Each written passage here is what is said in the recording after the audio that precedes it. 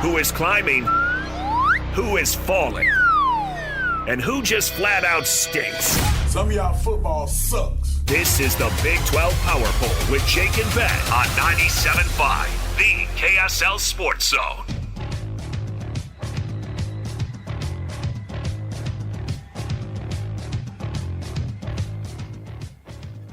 Jake and Ben, 97.5, the KSL Sports Zone. Want to remind you can win big every Wednesday on the station with Win Ticket Wednesday. This week, you can win tickets to go see Nate Bargatze on the Big Dumb Eyes Tour at the Delta Center. Listen to the KSL Sports Zone all day on Wednesday for your chance to win. He's some sort of comedian. Yeah, he's funny. You going? Family man. I don't think so. Have you seen him before? Not live. I've watched a couple of his specials. He's funny. Time for the Big 12 Power Poll, where we rank all 16 teams in the Big 12 from bottom to top. Where do you want to start today, Christian? Look at this, guys. Oklahoma State. Still number 16. I think they've been there all year. They've not won a Big 12 game in 2 years. They are 1-10. They will face Iowa State, which will be another loss. Back-to-back winless years in the Big 12. True disaster program right now.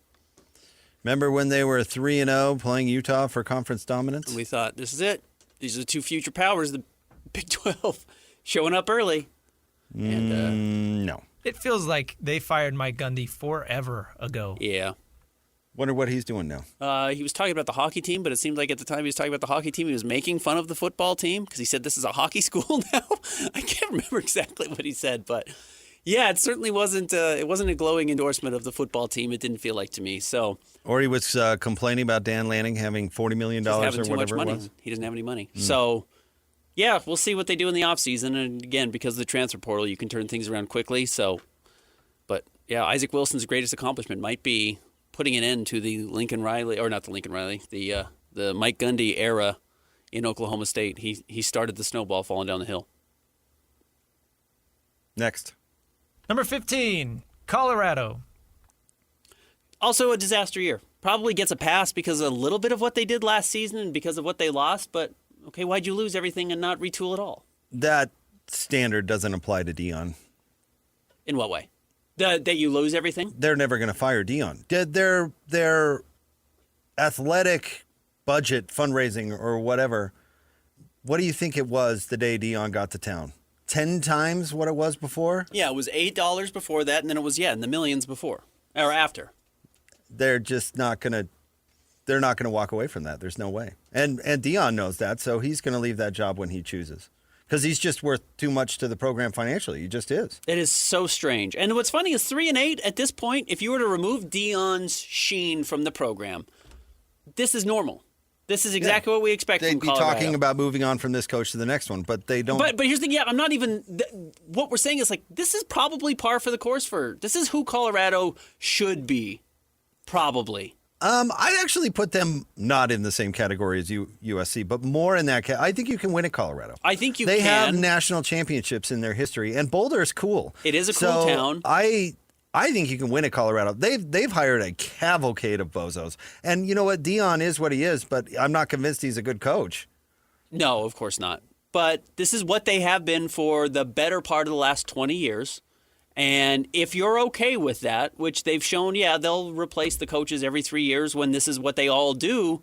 But maybe your record says what you are. At least Dion brings some excitement to the program. To your point, they just say, hey, we can be bad and boring or bad and exciting. Might as well be bad and exciting. I mean, if you look back, the last half-decent coach they really had was Rick Neuheisel, who is not a great coach by any means, but a good coach, and they won. I don't think they won the national title, but they were churning out 10-win seasons. I think you are sleeping on Mel Tucker, the legend and Colorado. And McIntyre, whatever, had one good season. I mean, none of that counts. No, and Mel Tucker proved to be a bozo. They couldn't fire him quick enough. But when Gary Barnett, that was the dude's name, right? When he was there, they were rolling. Yeah, they were. And he was a good coach. That was 25 years ago. It was, but I think you can. But I think you can win at Colorado. I mean, there's got to be money there. I don't know if there is. There's excitement for Dion. So to your point, you're right. They're not going to get rid of Dion. Next, number 14, Kansas. 5 and 6. They've got to win this weekend to beat Utah on senior night to get to a bowl game, which is a little dangerous for Utah, but they just got crushed by Iowa State 38-14. Kansas is Kansas. All that money's going to basketball. Yep. Next. Number 13, Central Florida. The best 5-6 team of all time? Or no, I should say maybe the worst 5-6 team of all time. The worst 5-6 team of all time. Yes, they just squeaked past Colorado 17-14. You say 5-6, that's pretty respectable for Central Florida. They're 2-6 in conference now. They've been bad all year. They beat Oklahoma State 17-14. Oh, I put Colorado. I apologize. Yeah, we thought they were going to win that one. And they did. And they did. Next. They Number play 12. BYU this weekend, by the way. Number 12, West Virginia. Coming off a bye, 4-7. You and I both liked moments from their season. Best 4-7 team of all That might time? be the best 4-7 team of all time. Yeah, Rich Rod can coach. Coming back to that. And I think you can win at West Virginia, too. They just have to get the right recipe. And Rich Rod's won there before. I see no reason why he can't win there again. Now, I don't know if he's going to be rattling off conference titles per se, but he was at the top of the Big East every year when he coached there before. He can do that again. They do have a chance to do the funniest thing this weekend. At home against Texas Tech. Texas Tech looking forward to the conference championship game, overlooking a West Virginia team that is playing much better lately. And if West Virginia could get that win, that would certainly throw a wrench into the college football playoff rankings, the college football playoff overall, and of course the Big 12 title game. Next. Number 11, Baylor. Big changes coming at Baylor, I would expect. No, Dave Aranda's coming back. Is that they've already announced? Yep. It's a huge mistake. Get ready for another 5-7, 6-6 season. The AD departing.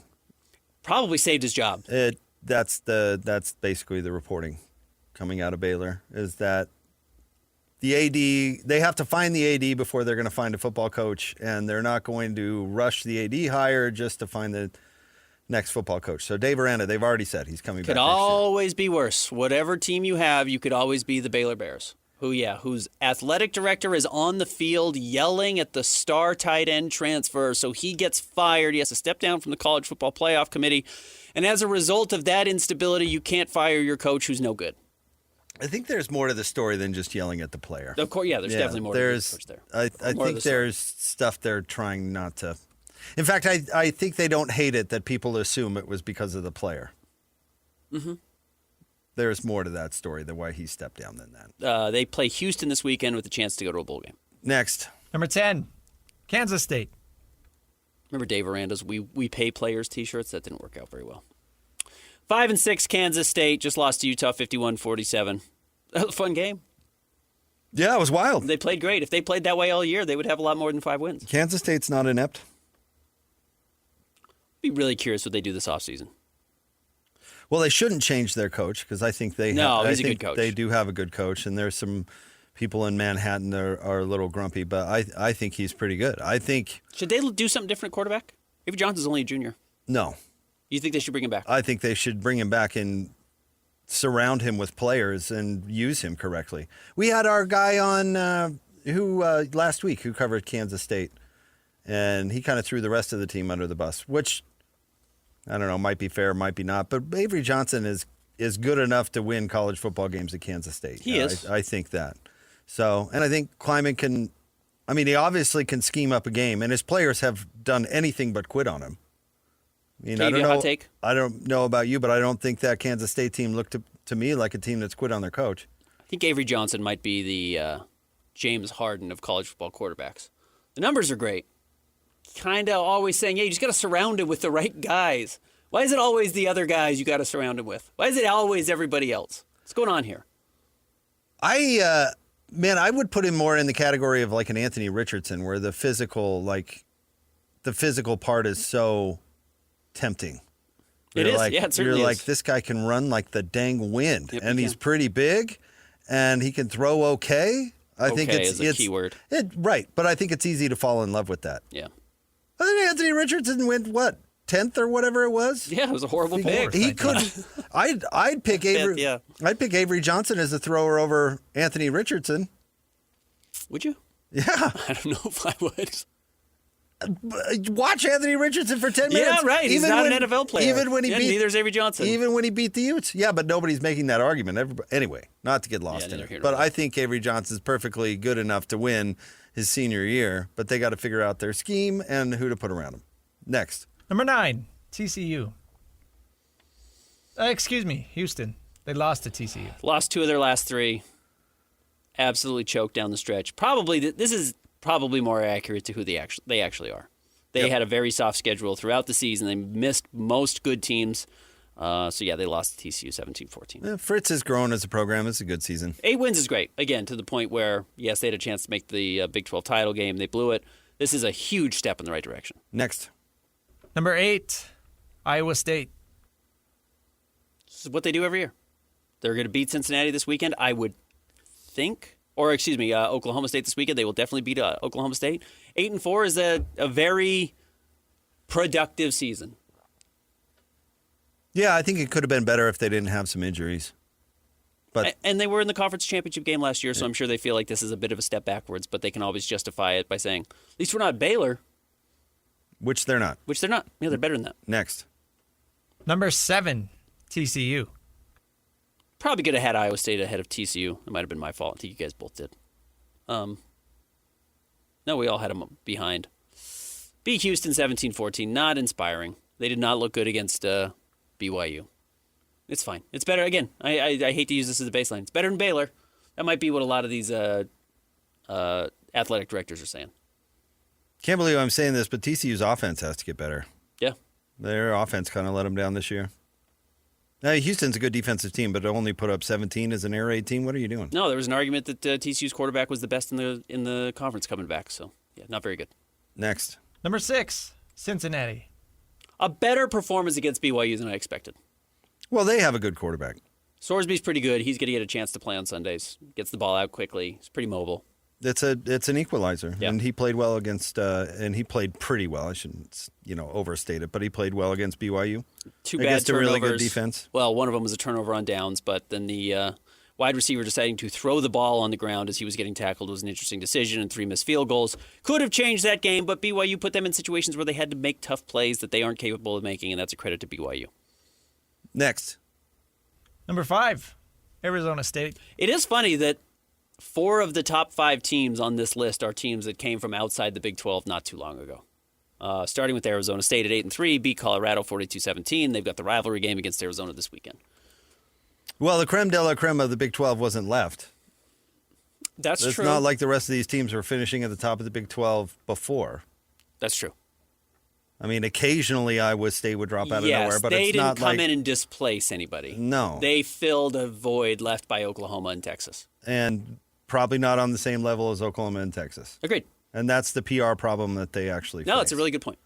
Arizona State beat Colorado, Arizona this weekend. Next. Number 4, Arizona. Beat Baylor 41-17. They play Arizona State this weekend. Really good year. 8-3 is a really good year. I think they probably beat the Devils. That's a fun game. Arizona State, again, has their backup quarterback, but it's a fun game. Yeah, dilly-dilly will have them ready to play. But I think Arizona, I don't think last year was an accurate representation of where Arizona is at a football program. I think Jed Fish leaving threw him for a loop, but I think they replaced him with a good coach in Brennan. So I'm not totally shocked that they're among the better teams in the league, but it took a minute. Noah Fafita, 2,900 yards, 25 touchdowns, 6 interceptions this season. He's playing great. Next. Number 3, Utah. Or, excuse me, 5 interceptions this year, 2,600 yards. He's almost exactly back to the player he was as a sophomore, or as a freshman, excuse me. Utah beat Kansas State in the least wit way we've ever seen. 51-47 was the full transformation of Utah into something different in the Kyle Whittingham era. It was kind of fitting if that was his last game at Rice Eccles. Yeah, I think it was willed to victory.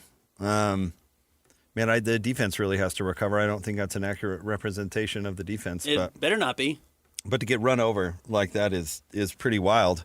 I don't think they'll get run over like that against Kansas. Like that? But Like that? Like that? I would anticipate them beating Kansas. Yeah, they should. Next.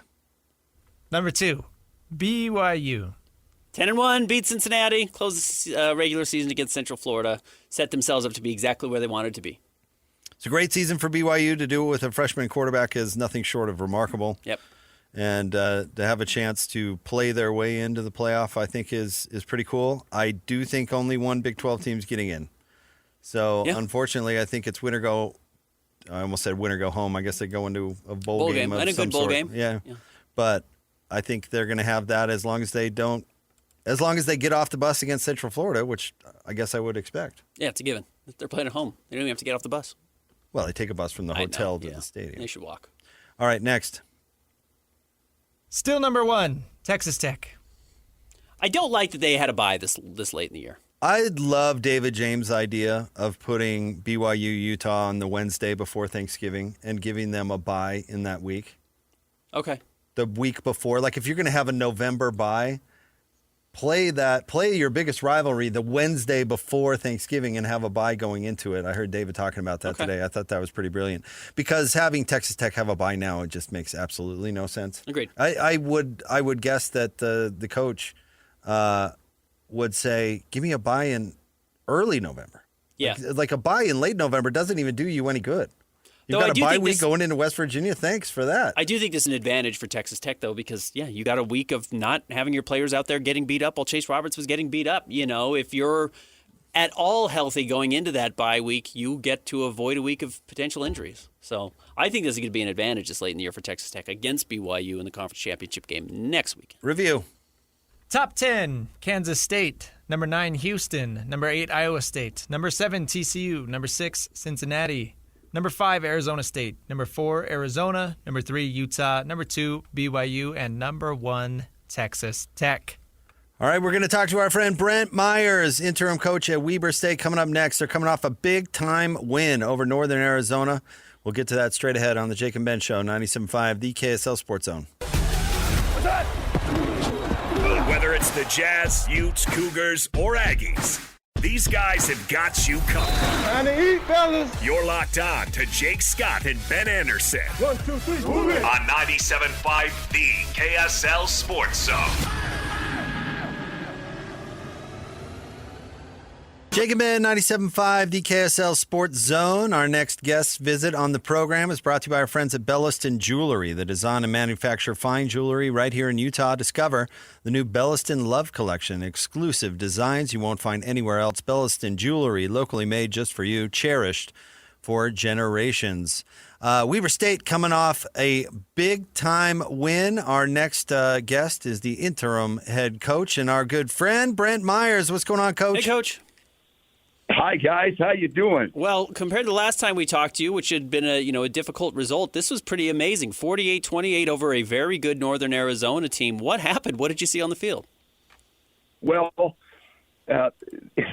there's a couple things. I think that first and foremost, having our young freshman quarterback really, really helped us versus having to play a kid who didn't practice because our freshman quarterback got hurt.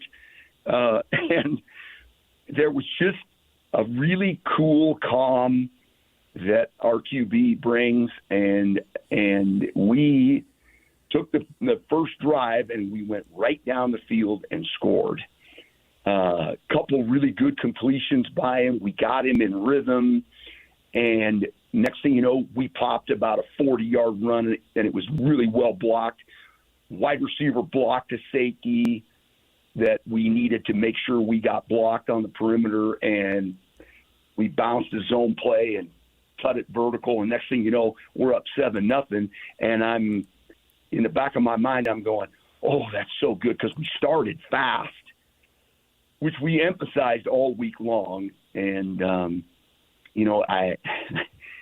from then on, our kids played so hard, and it was almost like they didn't doubt one bit that we were going to win.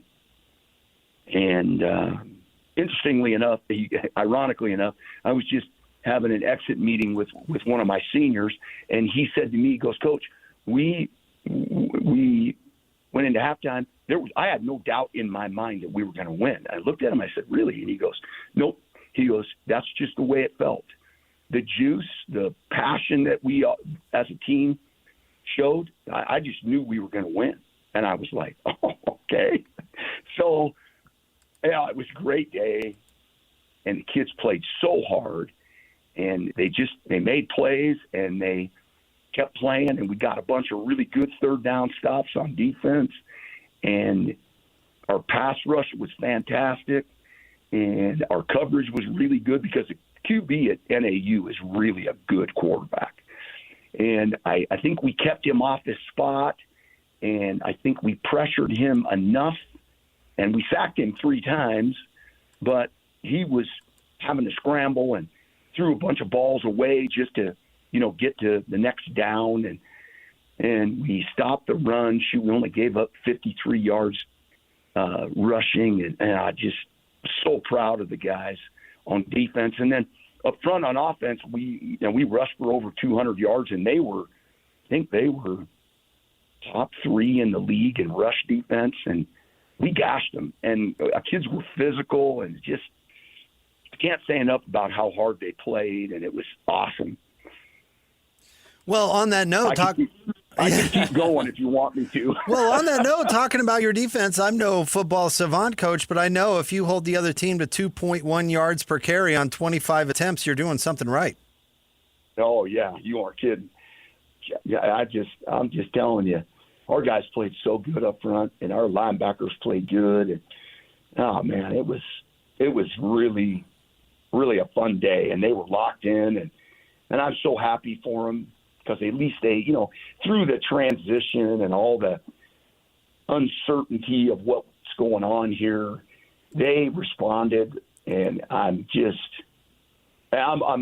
so happy for them. But I'm a little perplexed because we're good enough, and we're way better than what our record shows, and I'm not sure what the equation is that got us to this final game where we put all 3 phases together, but I'm so glad it happened for them, and it was it was a great day. I'm still, how do I say this?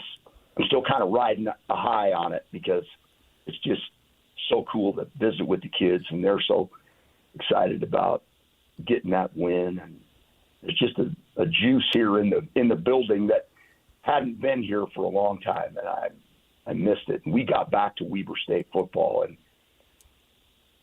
it was really cool.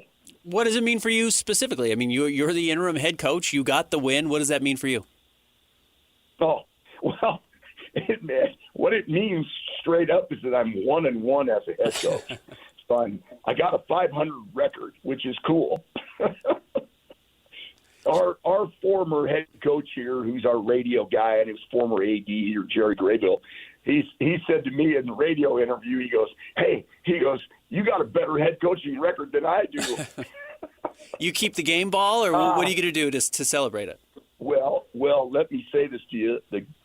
The kids gave me game ball, and they dumped 2 huge Gatorade deals of water on my head, and I'm not kidding you, it took my breath away, man. Hey, those Gatorade baths are cold. But it was really fun. Kids are awesome, and I just so proud of our staff too, because our staff, coached with a ton of passion that day, and I really shouldn't say that day, but all week in preparation. We had a really good week of practice, and I'm one of those guys that if you don't practice it right, don't call it in the game. And so we, as the week went on, we kind of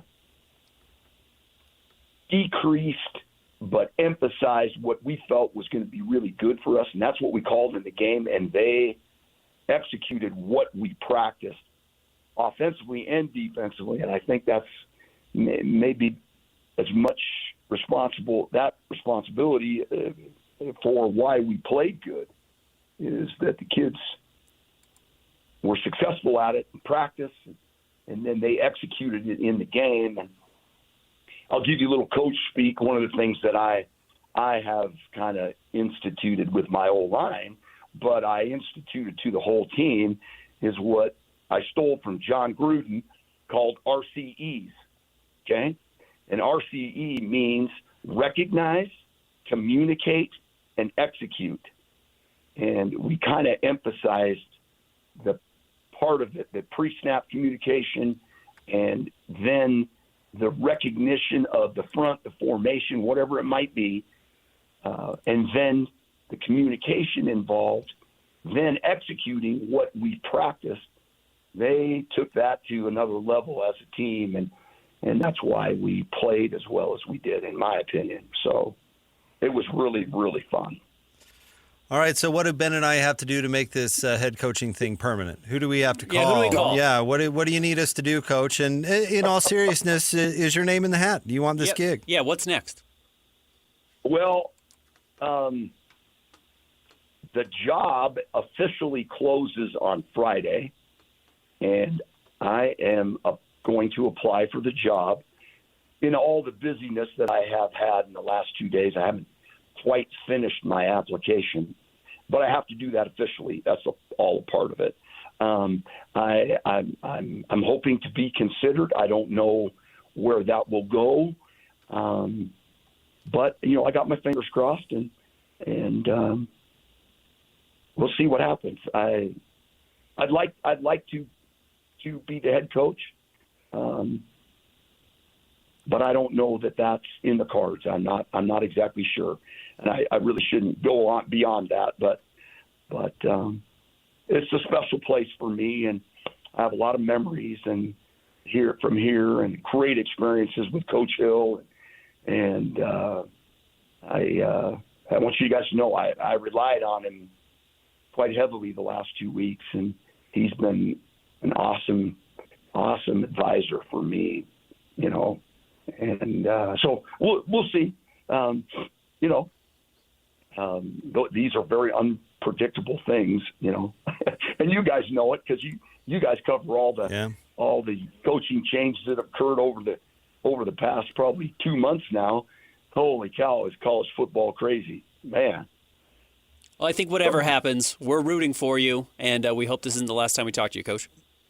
Oh, I appreciate that, guys. I really do. It's been a wide range of emotions, but it's been really, really an awesome experience for me. Well, congratulations on it. Congratulations on the big-time win, and we love talking to you, Coach. So hopefully we'll talk to you again really soon. Happy Thanksgiving.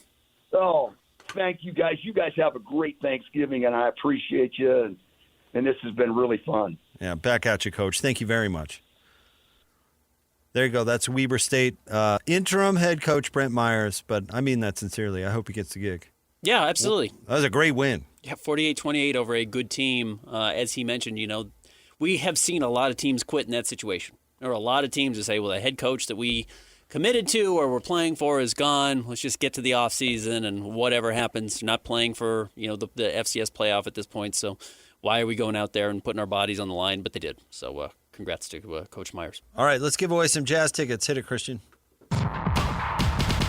It's Jazz Ticket Tuesday, and your chance to win tickets is right now. Call this number now. Call this number now. Be caller number 12 at 801-575-ZONE. 801-575-ZONE. And you'll be on your way to Delta Center to see the Utah Jazz. He fires the three. He hits. Oh, don't do me like that. This is 97.5, the KSL Sports Zone. 801-575-ZONE, caller number 12 right now. We're hooking you up with a pair of tickets to go see the Jazz and the Kings on Friday night at Delta Center. Caller number 12 right now, 801-575-ZONE. Wrap up the show. Coming up next, Jake and Ben, 97.5, the KSL Sports Zone. It's another battle for the Aggies, and the KSL Sports Zone has it covered. It's a Black Friday showdown for the Aggies as they welcome in Boise State to Logan. Your home for all the play-by-play coverage of Aggie football is right here on 97.5, the KSL Sports Zone. You're listening to Jake Scott and Ben Anderson. Let's lock in. On 97.5, the KSL Sports Zone. Two amigos on the airways, talking sports. They got him Matrix and also loves his tie guy. Ben's got style with his scarves. Oh my. Easy solution to the fan chanting problem. As soon as it happens, the referees stop the game. They issue one warning. The second time it happens, it's a 15-yard penalty. And if it continues to happen, it continues to be a 15-yard penalty. There you go. That's Tyler weighing in on the chant controversy. I'm fine with it. Whatever. Me, a savvy head coach, bringing plants. Starts To do it on purpose? Yards. Oh, Where they do it on 3rd and 4 every time. Every time we're backed up. We're moving the ball down the field at the most important moments of the game. Well, I don't know. Whatever would encourage people to just behave like humans. I can't believe it's even an issue, Agreed. frankly. I'm with you. Ben, I have a couple of really Not quick... because we're dismissing it as an issue. No, I can't believe it's going on still. Because I can't believe people are such... Bozos. I don't know. Clowns. Bozos. Yeah, clowns. That we're even talking about a chant like that. It's sad, honestly. 2 really quick stories, Ben. One sports related and one not. One, real quick. When you were a young skateboarding degenerate, now I'm an old skateboarding degenerate. and Christian, you probably at least are aware of this phenomenon. Did you know of the gas station or bar or whatever that wasn't really diligent with identification? I was not of that persuasion, but I know what you're saying, yes. Like word would spread like wildfire. Like the 7-Eleven on 3rd Street doesn't check for ID, and the next thing you know, like there was an Always Sunny in Philadelphia about the phenomenon. Yeah. But get this story in Tempe, Arizona. Dateline Tempe at the Tempe Tavern. Okay. The police have arrested 249 people at one bar for underage drinking, and it's the second raid this year. At the first raid, Ben, they, let's see, the first raid, they had like 100 and something fake IDs, 173 fake IDs at the first raid. That's one of those things where they're like, no way they're going to bust this place again. Yeah, right. Yeah. They already hit it once. They're not going to hit it a second time. 250 people? Like, that's a marketing thing for this bar. Yeah, Absolutely. Which was the absolutely. joke in It's Always Sunny in Philadelphia, is all of a sudden their bar was packed every night with these little kids. But this was a marketing thing. Mm-hmm. They're like, we'd have 3 barflies in here tonight if it weren't for this reputation we have for serving anyone. I don't want to slander anyone locally, but there was a bar up in Sugar House that's right next to Westminster College that was doing the same thing. It was like, obviously that was the word. They were getting the word out to the kids at Westminster College or whatever. Like, there's a bunch of 17-year-olds. There's a lot of 17-year-olds at Westminster, but yeah, this is a place where apparently it's pretty cool. They're pretty easy to let you in. People will get this joke if they're watching on TV or on the YouTube, but yes, we ID every person who comes in diligently. Now, maybe you just show me your library card instead of an ID. Yeah. 250 people? Yeah. Like, that's my point. That's on purpose. If you get raided and it's like 2 people. Right, yeah. You know, a couple of kids took their older brother's ID and they look alike. That's one thing. You're trying, but maybe you need to try a little harder. If it's 250 people, you're basically like posting flyers around campus like, hey. Yeah, it was how you made money. And it was a short-term gain, and obviously it didn't pan out long-term because you did get caught. But word got around Arizona State like, hey, the Tempe Tavern, man, they're not checking anything. You know, which is a funny thing. It's such a short-term solution because, yes, while you get older and the 17-year-olds or however these kids are that are going into the Tempe Tavern stay the same age, nobody, once they become 20 years old, wants to go to the bar where they let in underage all the underage people. kids, yeah, that's so funny. So you really do put a finite limit on how long people – you're not building lifelong fans. Yeah. You're not building anyone who's going to come back. You know, there's the different variety of bars. You've got sports bars. You've got the dancing bars. Yeah, you've got the after-dinner bar. Yeah, whatever. You've got the underage bar. You do. Nobody of age is going there. Right. And every time somebody turns 21, that's their last stop at the Tempe Tavern. Yeah, right. Yeah, I can't go there. I'm 21 now. I'm 21. Are you kidding? I don't want to be seen with the 19-year-old. I'm 21. All right. This is also Phoenix related. Okay. But this one is sports related, and I think you, being the Suns fan that you are, might get a kick out of this.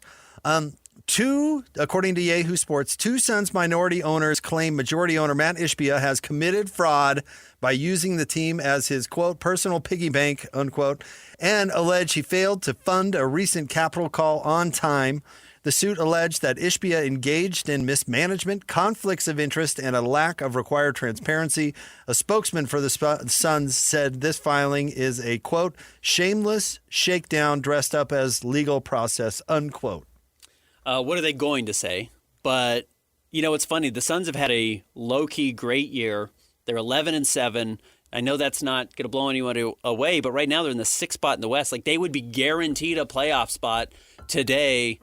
I like their offseason. They got rid of all the aging veterans. They put guys actually in positions where they're supposed to be. But, yeah, the front office is bad. The ownership is bad. And as much as they wanted to get off Sarver, and Sarver was terrible, I don't know if Ishbia is any better. He has more money. I think he has more money. I don't know. Maybe Sarver's a trillionaire. I have no idea. But he's willing to spend money. But I don't know. Does he not have the money to, make these capital calls? I think he's formed a bunch of companies, and he's robbing Peter to pay Paul is what they're, that might be the case. Is what they're accusing him of doing. But do people understand what a big deal this would be? Listen, the Millers still own, what has it been like? If they still own some of it, but yeah, they still own. They're a minority owner of the Utah Jazz. If all of a sudden it came out that they were suing Ryan Smith today, it would be for not paying bills. It would be crazy monumental news and a really bad sign for current ownership. Yeah. But maybe the Cleveland owner was right. This guy's a sleazeball. Yeah, I don't know if Ryan Sweeney still owns part of the Jazz. If Dwayne Wade came out accusing Ryan Smith of not fraud? Paying his bills, yeah, it'd be a huge deal. Yeah. This is a huge deal. Yeah, this guy is a sleazebag. Yeah. So we'll be curious to see where this goes. Because this is not what they want to do. They don't. They obviously went to the guy and go, "Hey, this is not cool." Yeah, I'm curious. Were these guys? I honestly don't know. Were these guys previous owners under Sarver? No and now they feel bad, and maybe they're the bad guys in the first place here. Again, we'll have to see how this plays out. But it's just been a really rocky start for Ishbia. This is not the first people who's accused him of bad ownership. They've had what's the word I should? They've had personnel issues inside their front offices. They've had improper work environments. So they've had a lot of mess, even with Ishbia taking over. All right, Hans and Scotty G are coming up next. Stay tuned. We will talk to you tomorrow on the Jake and Ben Show, 97.5, the KSL Sports Zone.